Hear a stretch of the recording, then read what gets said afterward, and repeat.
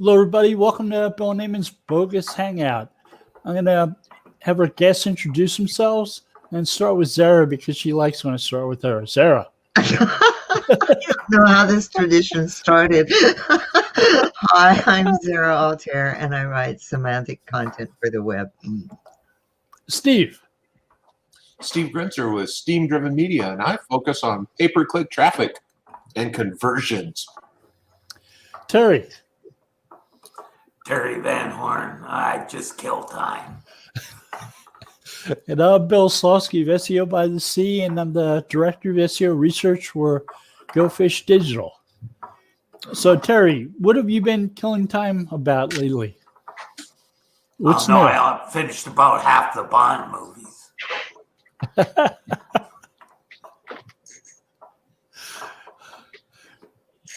Is next Bond going to be a female Bond?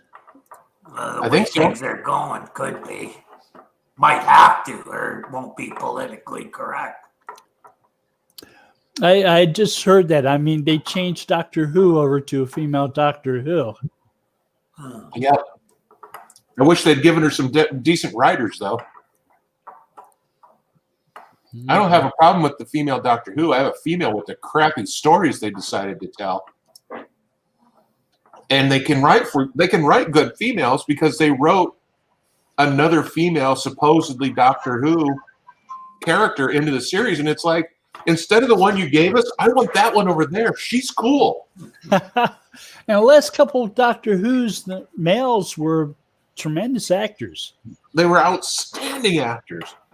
And the woman they hired, in my opinion, she's just not that great of an actress. Actor. Whatever you're supposed to say when they're whatever.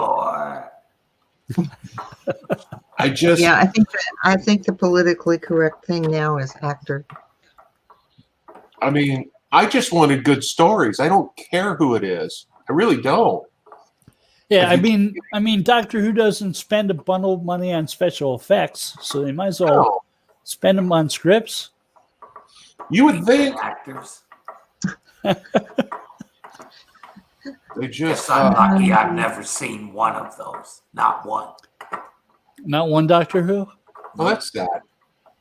No. Star Wars, only seen one time. I'm not a big fan. I will have to say that The Mandalorian has turned into a really good series. Yeah. Yeah. Is that the one about the little that guy? again, because I started The Mandalorian and I bowed out, but it gets better. Huh? It gets much better. Okay. It's like the latest episode had Boba Fett, who was a bounty hunter from the original movies, and he does more in 30 minutes of that than he ever did in the first three movies. Yeah. Oh, okay. I do know that the actor who plays the lead Mandalorian's really pissed right now, and he's not happy with the way things are going because he was told that the Mandalorian never takes his helmet off. So, he was okay with that. He doesn't wind up getting noticed on the streets and all that kind of stuff. Normally, you don't see his face. Well, then they brought in other Mandalorians who do take their helmets off. Right. Like, that was a way of him being able to take his mask off in future. Yeah. Yeah. He was just really perturbed when they brought in Katie Sackhoff. And it's amazing how much I know about this show and I don't even watch it. It's only because I follow Katie on YouTube. I watch her stuff. Oh, okay. But I'm always fascinated by the things that really piss off actors. He sort of staged a strike because he was upset that they weren't letting him shoot with his mask off. Pretty much. And then who was the other one? Oh, well, whatever. Oh, Brie Larson, Captain Marvel. I know, I like a lot of what she stands for politically, and as far as social justice goes, but sometimes you can just go a little too far and you just sound mean and angry for no good reason. It's like, sweetie, they're paying you millions of dollars to play pretend. Why do you have to be so mean?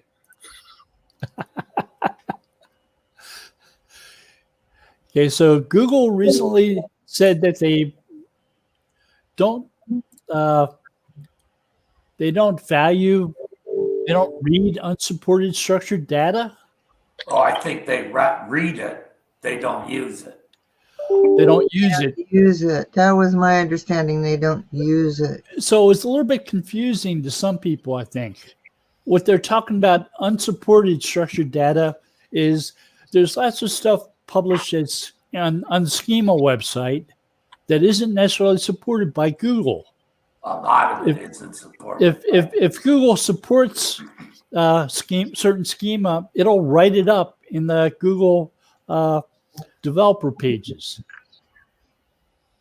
And they'll tell you what applies and what doesn't apply. And sometimes stuff in the Google developer pages apply long before they're applied in the schema pages.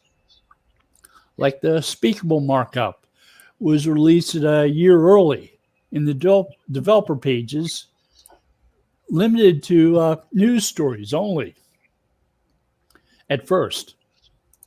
And now it applies to a bunch of stories. About mentions aren't actually part of it, are they? But they do read and use those to some extent, or seem to.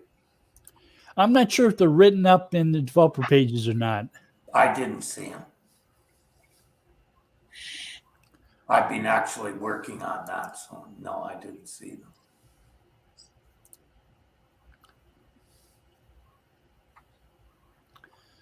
So when I have a question, 'cause I Yeah. don't know very much about this speakable, is that text that is speakable? It is text that a Google speaking device, like a speaker, could potentially read to you as an answer to a question. I see. Okay. And you're telling Google, this is the answer to that question. Here is in text. And they may read part of it or all of it.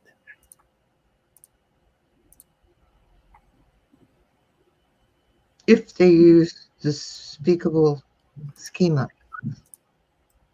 Oh, possibly even if they don't use the speakable schema. That would it could be supported on devices like the in-home devices, but not on in the search. Okay. Makes sense that it would be used in those assistants in the homes.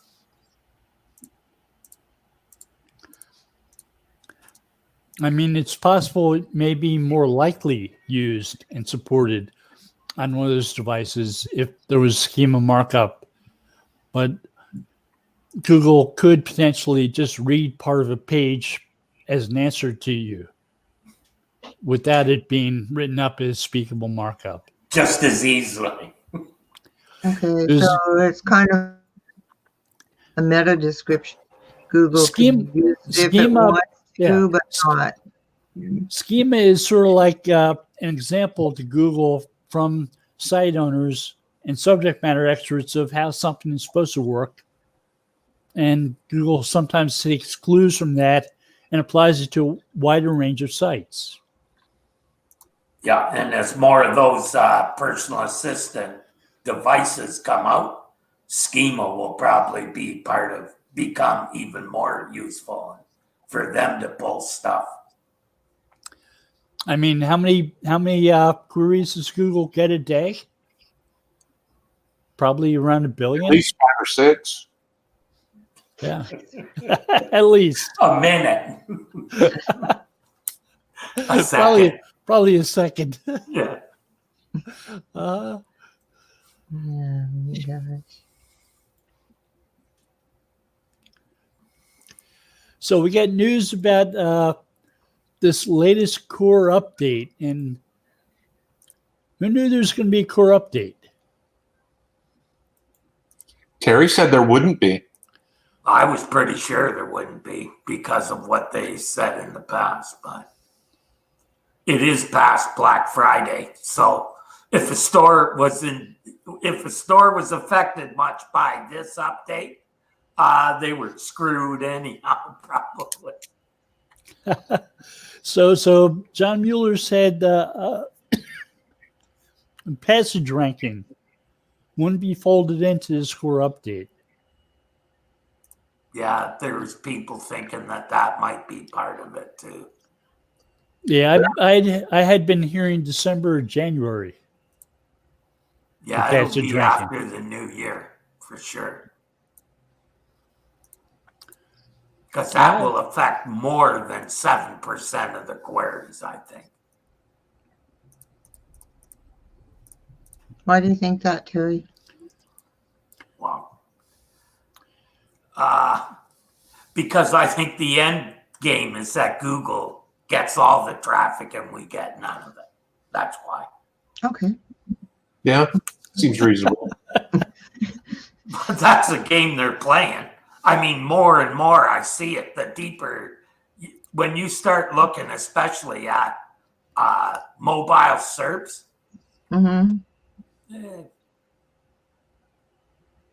there's not much above the fold that is blue organic links on mobile. There's nothing.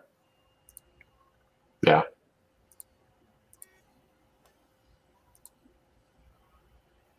Agreed. And AMP seems to be a bigger piece of the puzzle.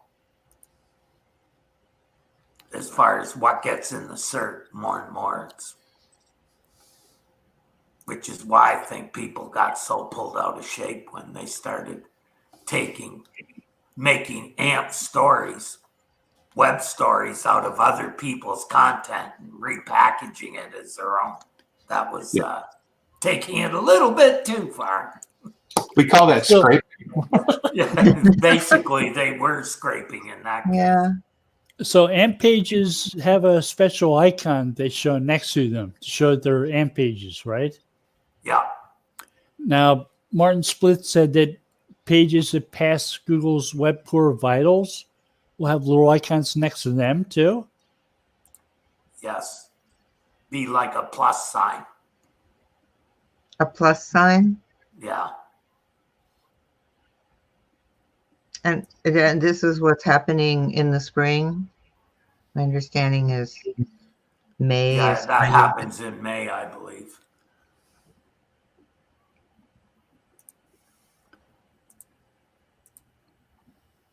Do you think it'll make much of a difference to those pages? I've got one site that I know has issues, and that's because of a slider that doesn't have a height on it. So until it renders, right, the stuff above, below it goes up to the top, and when it loads, it pushes it down, and that's one of the things they're looking at. Oh, right. There's the things move around on the page. Yeah, once you get yeah. there. So I'm still considering switching over my blog to AMP pages to make it meet that. Because I think that's the only way it's going to speed up fast enough to pass Web Core Vitals.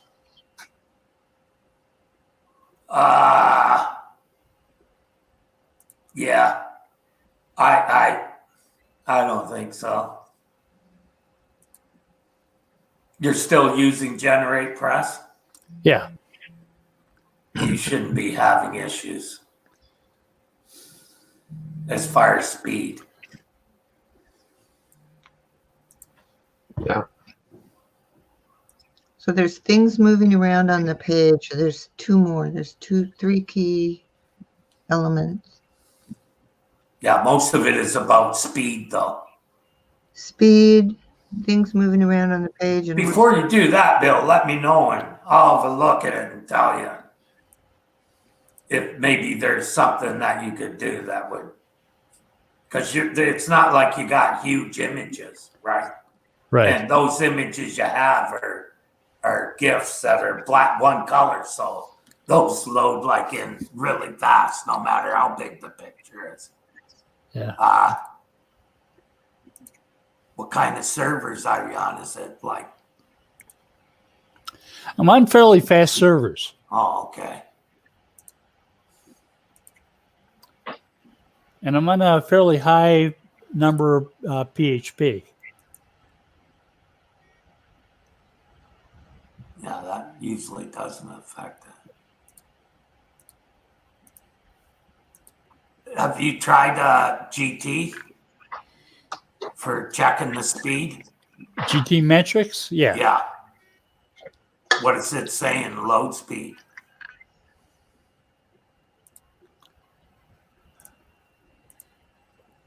I've been having issues with GT Metrics and a couple of the others, unable to report even close to the same speed on repeated tests. So every Which- time you test, it's a completely different number? Yeah, I mean, and it's funny because like I got a notice from Doc, one of our shared websites was returning like a 58 page speed. So I went straight to GT Metrics, typed it in, and it was at like an 82. And I said, run it again. So he ran it again, and it was like a 76. So then I ran it, and it was like a 72. And it's like, what the hell? I mean, it's not like it's 1 or 2 points. It's 20 points. I'm getting a 98 page speed. Yeah. And I'm getting a 90 Y slow.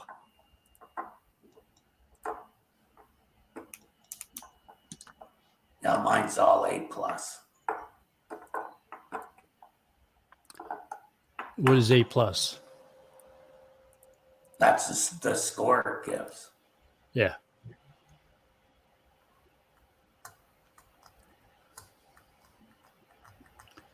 What is a numeric? Oh, it's over 90. Like mine's almost perfect and the stuff loads. There's only one header I don't use because you can't. It won't work on Chrome. Doesn't work in Chrome. And pages load in less than a second. Yeah, mine is saying I need to make some CSS inline. Yeah, I'm like, if you look at AMP doesn't have any CSS at all. It's all inline. And Right, actually inline loads faster.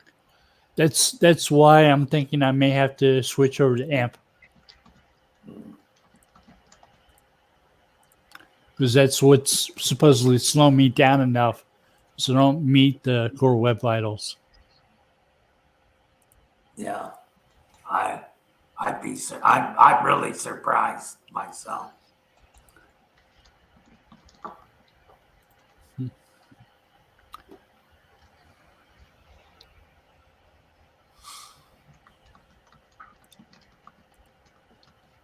Is Google's page speed thing even working anymore? No idea. It's been through a few changes in the past year. It's based on Chrome experience information Oh, now. okay.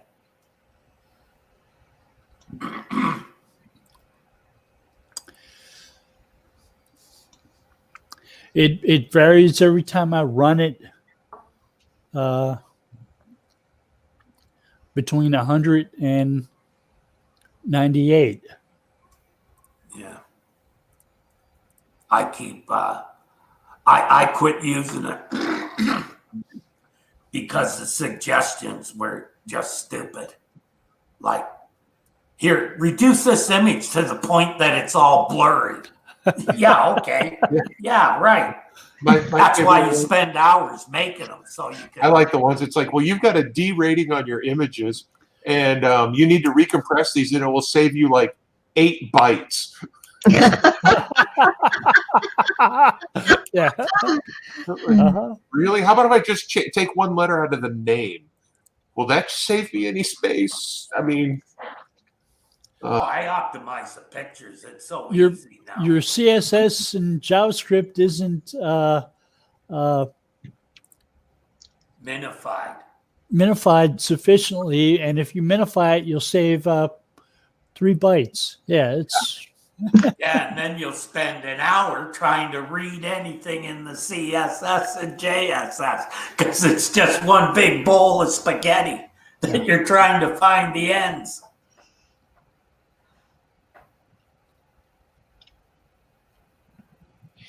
Or you could put yourself on an AWS server and have the developers forget that they have a limited number of threads. Whoops. Hmm. They rolled out a whole bunch of new servers and didn't realize that doing that would exceed the thread limit for the CPUs, and basically took out a whole huge segment of AWS because they had to bring everything back up small groups at a time. Is that why it went That down? what Steve? happened with the AWS stuff Wow, a couple weeks ago or whenever That's that it. Their devs forgot about the thread limits in the CPU cycles. It's like, well, they had 2 solutions. They could add more cheap servers or add fewer expensive servers. was. It's like, oh my God. You know, if you add the more expensive servers, that automatically gets you more threads to work with. I know, that's developers being hamstrung by bean counters mostly. Usually, So Terry, I have a question for you. It's about Google web crawling and priorities. right? So once upon a time, Google would talk about web crawling in terms of a paper that was co-written by Larry Page, where they identified importance metrics for crawling, like with the page rank, swerve pages, and stuff like that. Yeah. There was a SEO Roundtable article that talked about additional unique and important value of page. What do they mean by unique and important value of page? Well, that there's not a lot of other pages like it, and that it has the added value. I mean, if you're going to have 10 links in the top 10, right? Yeah. Do you want 10 that are all basically the same page?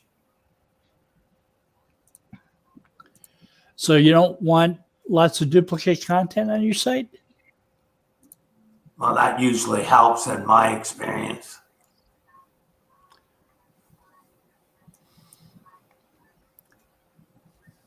Is that all they're saying? Well, some pages are better. If you've got a video on your page, and the topic is the same and you're all trying to rank for the same thing, the fact you have a video is going to help you some. But Because this is that's going to... a unique and value-added item. Okay, so yeah, Yahoo came out with an approach a couple years ago where they talked about the amount of structured data on pages, and they would prioritize crawls of pages on a site by how much structured data there was associated with each page. And that was around the time that Yahoo let Microsoft do all the crawling for them. So they never put that approach into place on Yahoo. But it sounded interesting. It sounded like pages that tend to be the most complex in terms of things like structured data would be prioritized in web crawls. Well, that's a value add as well, right? Yeah. So as far as I know, Google's not using that type of signal. To me, Yeah. I've always said, if you're not ranking in the top 10, you're not getting crawling much. Like, I think your rankings have a lot to do with how much you're crawling. To the point where something isn't ranking or even close, that's what's in the supplemental.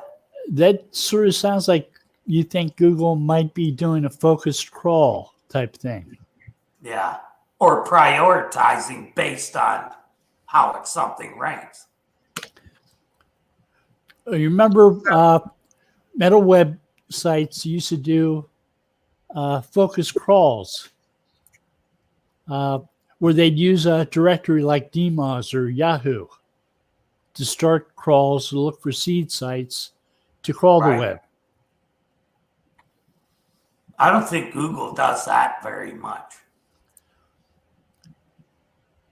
But you're saying potentially rankings of pages for specific queries might have an impact on crawls. I think so. That's been let's put it this way. I've never found a ranking page in the supplemental index. I've never found a page that's close to ranking in the supplemental index. All I found is stuff way down. That may be because of common features for things that are in supplemental index, like Google hasn't bothered to give them page rank values. Yeah. I mean, they're not going to rank if they have no page rank. Or also just if they have a page, that's a known factor. Yeah. Well, it's not whether or not they have no links. It's whether or not Google decided to even bother to calculate page rank for them. Or if they have page rank. If you have no links, there's nothing to calculate. If you're than internal links.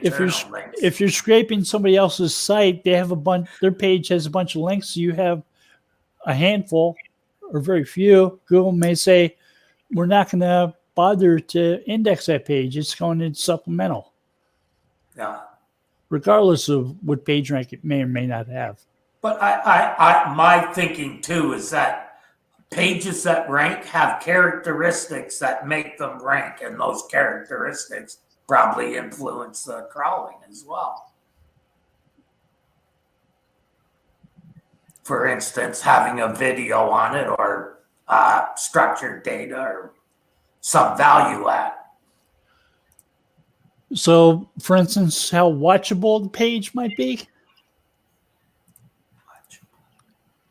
Watchable is in people will actually go to the page and spend time on it. Scroll down but Google the page, doesn't know how long you're on a page. Well, there are ways for Google to tell. Do they use them? There are hints that they might.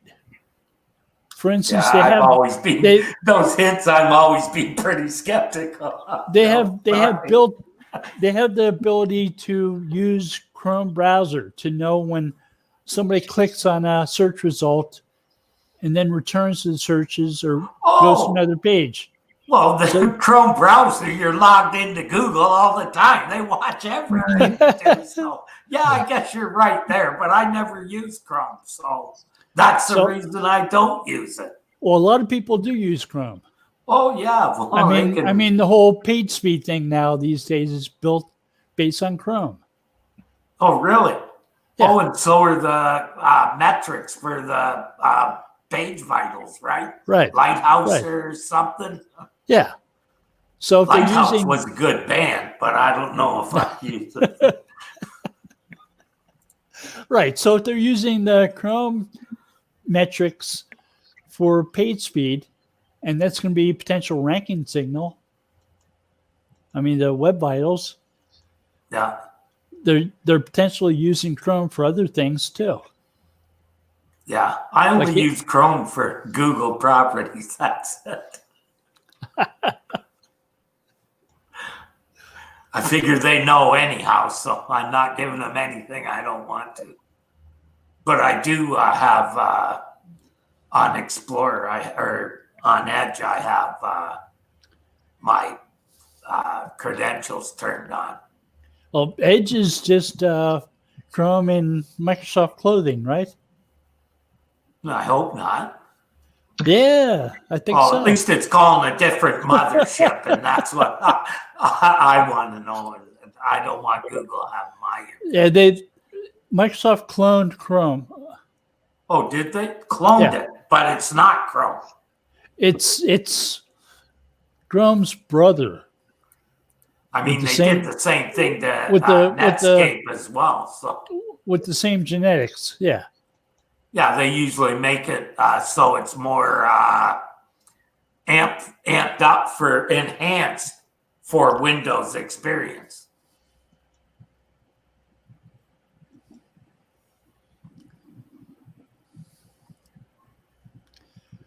How do you enhance a web page for Windows experience?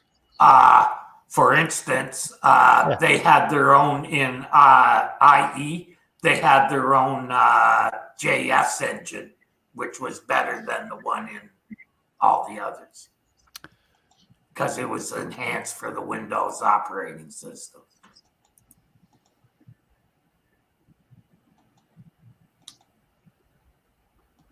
I read it in a developer's book, Bill. Okay. I'm just trying to, does it use Windows standard fonts? Does it use things like that to make it enhanced for Windows? No, it's more stuff like the JS engine and that kind of stuff is more geared to a Windows operating system. So the stuff that really matters. So if you're using a Macintosh, a MacBook Pro, you don't necessarily want to use Edge as a Right. browser. I don't know if you could. I know IE you could use on a Mac. I don't know about Edge.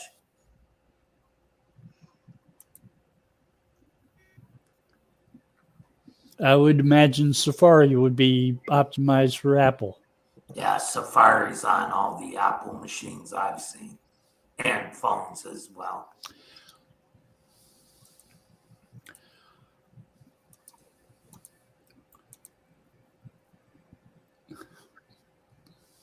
I don't know. Can you use Microsoft Edge on an Apple? How would you get there?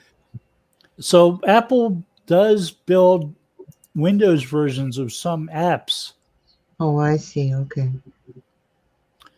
like Office. That was actually done by Microsoft for Apple, though. Mhm. I actually knew one of the head developers. Right. It wasn't Apple that did it. No, it was Microsoft. It was The guy who Microsoft. did that, wrote a lot of emulating systems. Right. Programmer out of Toronto here. Lives in California now, I think.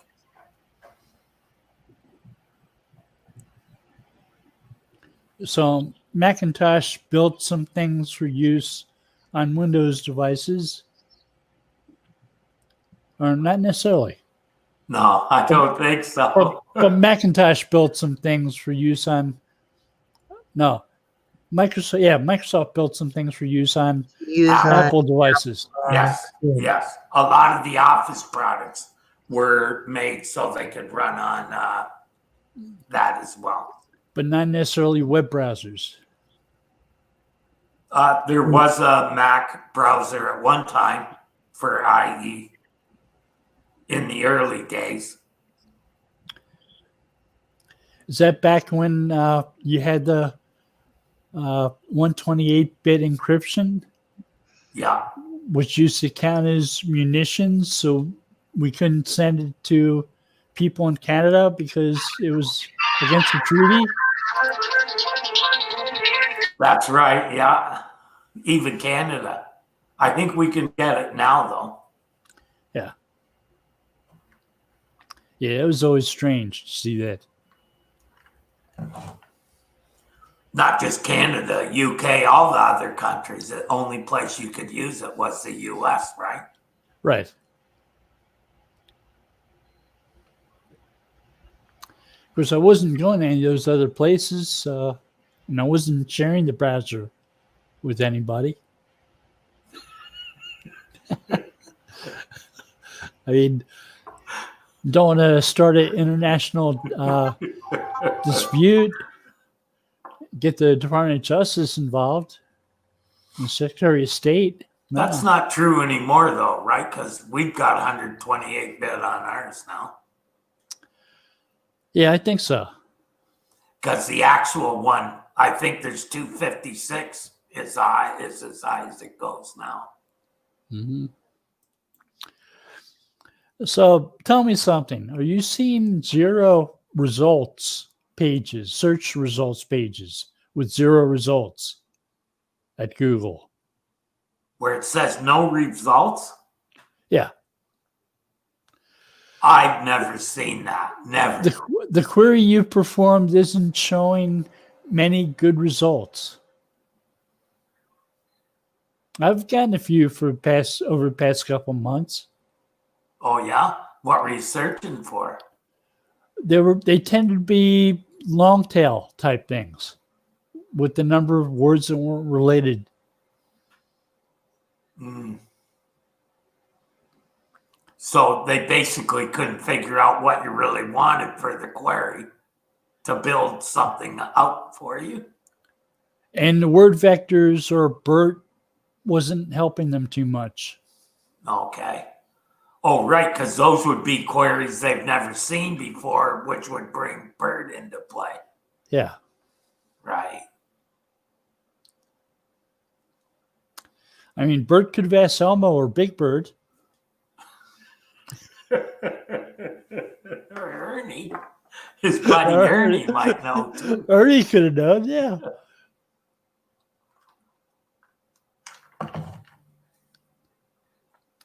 No, I do know that Google was experimenting with zero result pages last year.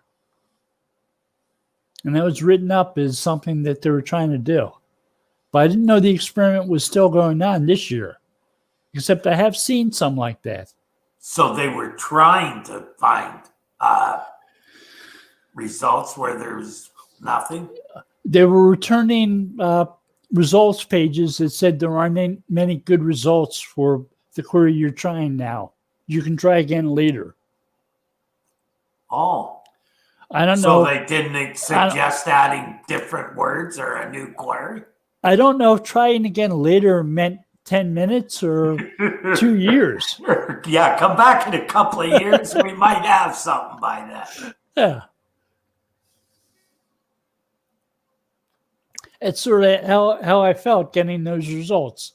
Nothing to find here. You know what they were talking about too was I wasn't able to reproduce it, but there are searches, like say for a currency converter, where all they do is bring up the currency converter and nothing else. There's no links under it, just the converter. So not necessarily a zero results page, but a limited results page. Or it's limited to the tool that you ask for. You also, you don't get, I think it's only on mobile that it does that too. And that could be because of the smaller screen. But if, like I have a hard time picking colors in the tools that I'm using. So quite often I used to go have a tool, I'd have to go to Google and search for a tool that did color picking. Well, one day I went there and Google just had it right there. So tool that you could slide bar and show you the color it's going to give you. So South Korea has a search engine called Naver, which has a lot of user-generated content for answers because they don't have a lot of web pages in South Korea. Oh, okay, yeah. So you perform a query and Naver would try to show you web pages as answers. If they didn't have any, they would show you user-generated content. Oh, okay. So I know there are lots of web pages in English. Google's not afraid to show those. Yeah. But I just thought it was weird the few times I've seen there are no good results for the query you performed. Yeah. The article that I was talking about there, that's what he was talking about, though, where it's some sort of app or something and all Google show you is their app. No one, no links, no nothing, just the app. They gave some examples on it too.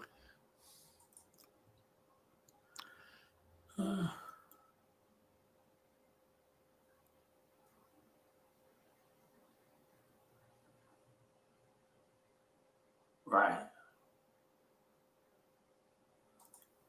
They're doing that on some. They already do that on the mobile. They don't give you any other results with those, say, a color picker or a currency converter. They just have theirs. So limiting the amount of results that you might give on desktop now too. Not that I could see. I tested two that I know use all the time. I use the currency converter all the time as well. And all the links were under it today on desktop. It makes sense on mobile that if someone says a currency converter and you have one right in the SERP, why bother showing any more links? Like, are they really going to use them? There you go.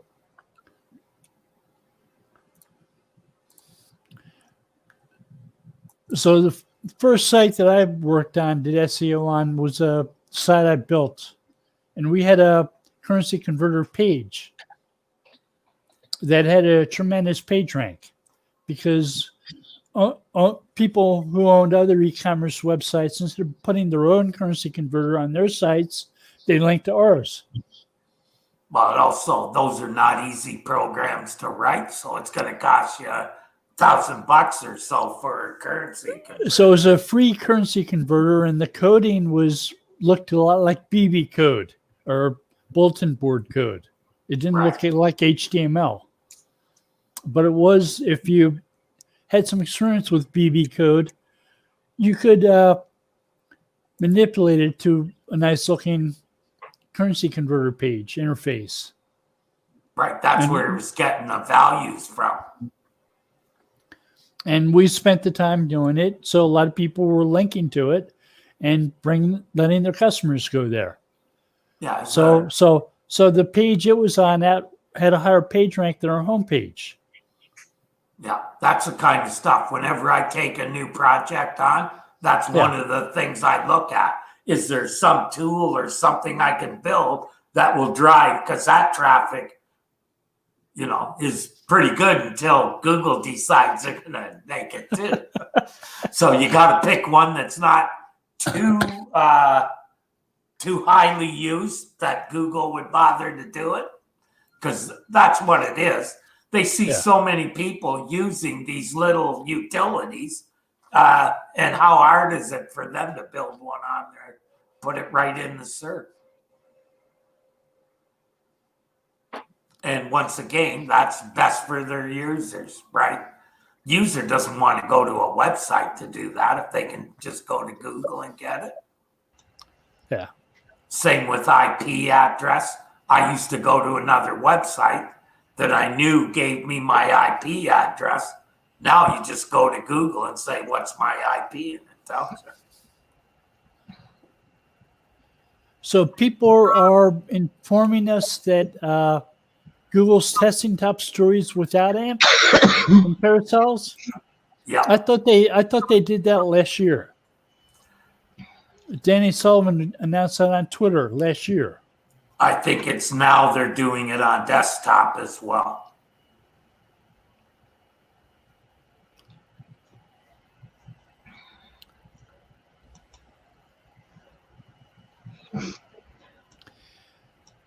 Okay, they changed it on mobile last year and they changed it on desktop this year.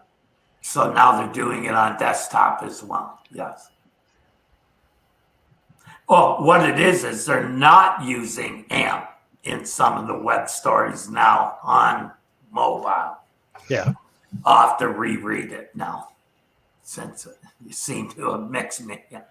So they're testing stories without AMP links in carousel. Yeah. Yeah.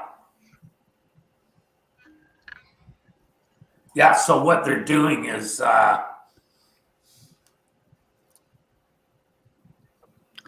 yeah, it had some. Well, I'm going to check it again because I believe it is now doing that on mobile, and before it did. So you're saying that Google is getting more consistent about what they offer on mobile and desktop? I think in the end, they always doing it for both because there was something else that they started it in on the desktop and then moved in. No, started on one and went to the other. Yeah. I think in the end, they want to have both the same. I mean, there's some things where they did start showing them on mobile first, like events. If you use event schema, you can see the event schema results in mobile devices and not desktop. Not desktop. And now I believe you can see the events on desktop too. Okay, so what it is they're now showing non-AMP pages in the carousel on mobile, whereas before they weren't. Oh, on mobile. Okay. Is that because they found a way to make them faster? Or they figured out a way to put it in there without too much problems. Because on mobile they require schema, don't they?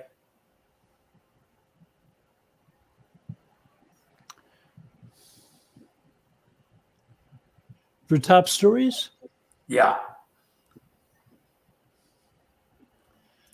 I don't know. There's a while where top stories didn't necessarily require schema to be a top story. Okay, so that's changed too. I'll know more about that. That's on my Christmas reading list is Learn AMP. So. Yeah. I suppose that's better than the story. Yeah, well, not going to be much with Christmas anyhow, with not being able to leave the house.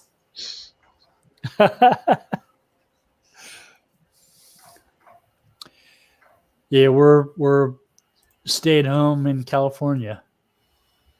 Yeah, they got you locked down pretty hard there again now, eh?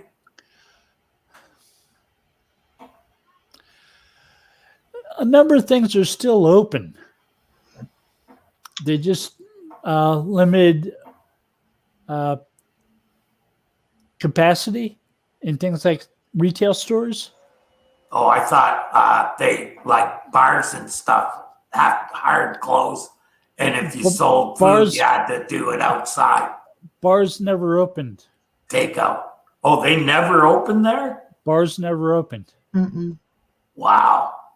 They opened here, but now they're closed again, or I think they have to close by 11 o'clock at night. They allowed some things like casinos or salons, hair places to open, and they've closed them back down. Gyms. Yeah. Yeah. Recreational facilities. So the restaurants for a little while were take in and take out delivery. Right. Now they're just take out and delivery. Right. I think that's they've gone to red zone here, so I think everything's shut down now. And they're also eat outside. I saw a story a couple days ago, a woman who had her outdoor cafe shut down. And then the next day, the city put up a bunch of tents and picnic tables for a movie production that was being run. So she's a little perturbed that, I would be perturbed, yeah. that they get to do that, but she gets shut down again. I don't know. I understand the whole shutting things down thing, but I also understand that on the same side of that, nobody's providing any relief for any of these people that means anything. Yeah, that's the bad part. At least in Canada, they've supported the business people pretty good. Not here. Not Well, they're arguing about it today, so might get something done by the end of the week. Then you have to get the big idiot to sign on. Well, here in some cities, in some locations, they've done more to support those people. Like Encinitas passed laws saying that they businesses, restaurants, whatever, could use parking lots and could use the street in front of their restaurant that's for nice. tables. They did that here too, where if you had before it wouldn't be zoned for that. You have to have the sidewalks have to be extra wide so they can do that. Yeah. But here they did that too, where they let businesses do that. That's nice because there are a lot of restaurants in Encinitas that are right there on the highway, and Yeah. yeah, Having that additional space makes the difference whether or not does. they survive it as businesses. Yeah. Well, here it's like there's no outdoor dining here now. Mm. Why not? Unless you're wearing a parka. Talking about the weather, Terry. I know my local town set up they closed off a parking area so that local restaurants can set up, there to serve food outdoors and people can eat outdoors. And it's still like, it's cool, but like on a day like today, it's cool with the sun shining, so you can still eat outside with a jacket on or, lightweight something. We didn't do much eating, but I've done my fair share of drinking outside. When I was younger, that's for sure.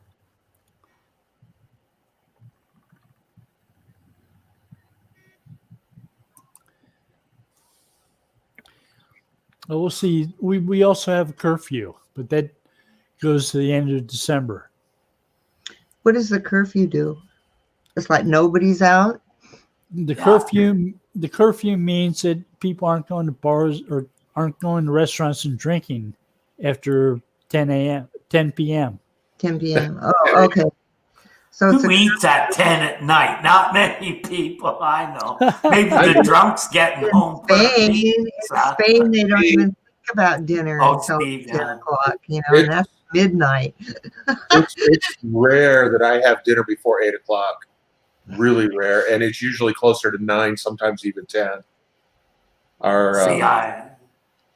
We're too busy. Eat the early bird special. I eat about 2 o'clock usually. No, I'm usually up and in the office by 7 a.m. and grab something to eat for lunch around 2 or 3 in the afternoon. Then we have dinner around 8 or 9, sometimes 10, depending on what the workday's been like. So, yeah. So you've got closer to farmer's hours. Much closer. Well, because I'm a farmer, among other things. It's just, it's what it is. It's you work until the work's done. Mm-hmm. Yeah, I think I'm going to take my first real vacation this year between Christmas and New Year's. I'm actually going to shut down for a few days and see what that feels like. So a work vacation, but not a go-away vacation. Right. It'll be no work for clients, but I'm sure there'll be plenty of farm stuff to do and plenty of woodworking to do and maybe even play a little Minecraft with my granddaughter. So it's a staycation with work. Oh, yeah. All of our vacations are staycations. We can't afford to go anywhere. Mm-hmm. Yeah, plus if you leave and you have animals, it's a nightmare waiting to happen. I don't know why things go wrong when you're gone. I'm still planning my trip to Catalina Island. Haven't done that. What happened to Terry? I haven't been to Catalina in a long time. It's really pretty there. I like it. I've never seen it. You need to go, Bill. Yeah, that's what I've been thinking.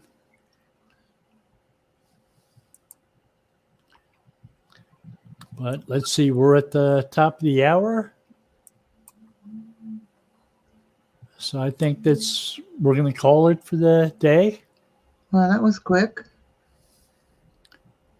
Anybody with any news that they want to share?